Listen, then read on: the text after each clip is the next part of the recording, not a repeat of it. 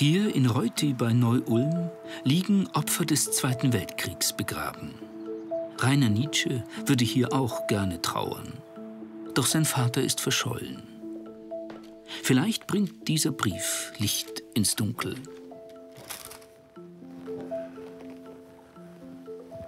Wenn es auch lang gedauert hat, aber irgendwann kommt er halt. Und was erhoffen Sie sich jetzt? Also, ich erhoffe mir jetzt, wenn es ganz toll wäre, würde ich sagen, da steht drin, also, wir können es Ihnen ermöglichen, dass wir Ihnen mitteilen können, Ihr Vater ist dort und dort begraben. Rainer Nitsche, Jahrgang 39, mit seinem Vater Erich. Persönlich kann er sich nicht an ihn erinnern. Lediglich ein paar Bilder und ein Brief sind ihm geblieben. Vater Erich im Frankreich-Feldzug 1940. Auch danach war der Bankangestellte fast durchgängig im Krieg. 1942 musste er in die Hölle Stalingrad.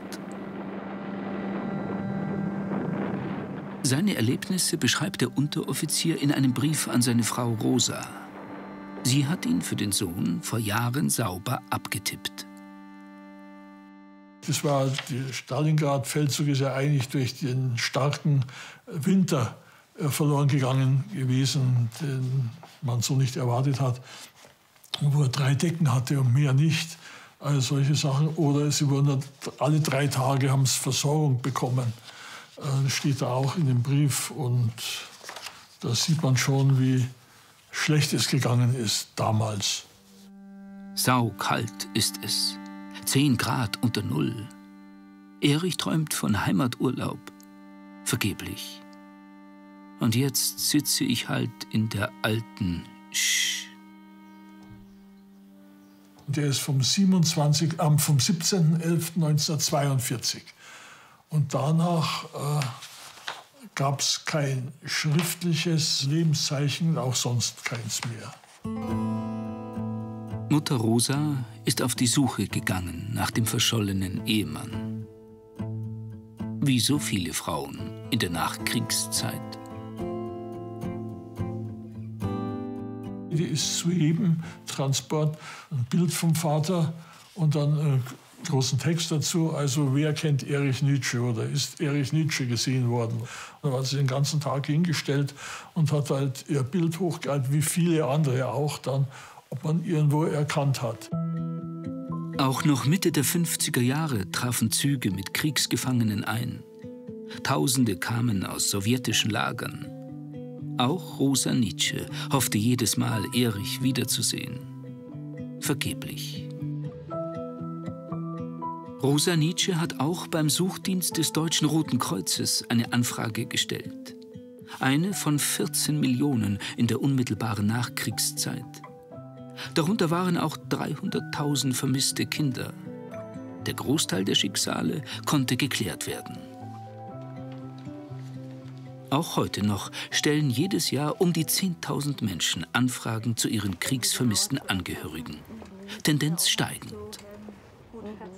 Es gibt auch die bis ins hohe Alter nicht aufgeben mit der Suche, auch wenn eigentlich keine Hoffnung mehr besteht.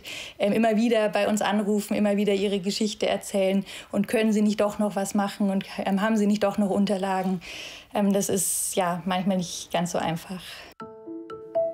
Auch die Recherche ist nicht einfach. Fallstricke lauern beim Namen. Wie wurde etwa der Name Nitsche ins Russische übertragen? Das russische Tschä kann man auch als G aufschreiben, russisch meine ich. Und wenn das später beim Einführen als G geschrieben wäre, dann würden wir vielleicht auch nicht so schnell finden können. Oder phonetisch statt Nitsche wurde Netsche oder Notsche aufgeschrieben, das sehr oft vorkommt. Sehr oft. Erich Nitsche ist in der vermissten Bildliste erfasst. Doch bei der Recherche des Suchdienstes in der Nachkriegszeit kam nichts heraus. Seine Frau Rosa hat irgendwann aufgegeben. Als Rainer Nitsche jung war, hat sich in seine Trauer auch so etwas wie Wut gemischt über den abwesenden Vater. Ich habe manchmal gedacht, ja, vielleicht suchen wir und der lebt schon längst in Russland mit einer Russin. Hat sich einfach eine Russin genommen, hat dort halt Familie gegründet und lebt dort und will uns ja gar nicht mehr finden. Bis heute hat ihn das Schicksal des Vaters nicht losgelassen. Er hat eine Anfrage gestellt. Elektronische Datensätze aus den Archiven der ehemaligen Sowjetunion bieten heute vielfältige Recherchemöglichkeiten. Tatsächlich gibt es Hinweise, sogar eine eigene Akte. Hier sind die 3 Namen, Geburtsjahr, Geburtsort, in welchem Lager registriert wurde und wann gestorben ist. Und das ist wirklich eine Ausnahme. Es sind sehr wenige Wehrmachtsangehörige, die Kriegsgefangenenakten oder Karteikarten haben. Und daher ist es für uns auch eine große Freude. Und jetzt ist klar, Erich Nietzsche kam 1943 in Kriegsgefangenschaft. Das Lager lag 2000 Kilometer von Stalingrad entfernt. Solche langen Transporte haben viele nicht überlebt. Erich Nietzsche hat das Lager erreicht und noch einige Monate gelebt. Das alles steht in diesem Brief des DRK-Suchdienstes.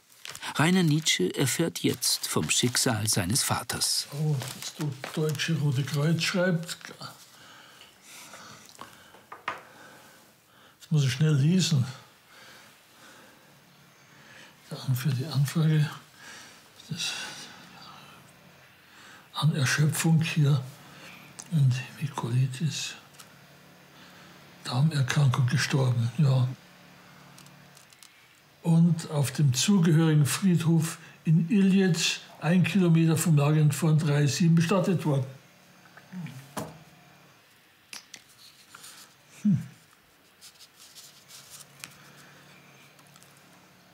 Das ist ja schön. Jetzt wissen wir gleich, wo unser nächster Urlaub hingeht. Erich Nietzsche wurde also noch während des Krieges im heutigen Kasachstan begraben. Am 5. April 1943 ist er mit nur 30 Jahren verstorben. Sehr schön, das ist eine große Überraschung. Ich hätte mir das nicht gedacht, nachdem er der Suchdienst so immer danach gesucht hat. Und für mich bedeutet es einfach, dass ich wieder ein bisschen mehr Nähe zu meinem Vater jetzt habe. Und vielleicht gibt es sogar noch ein Grab. Das möchte Rainer Nietzsche herausfinden. Wenn es die Gesundheit zulässt, will er nach Kasachstan reisen.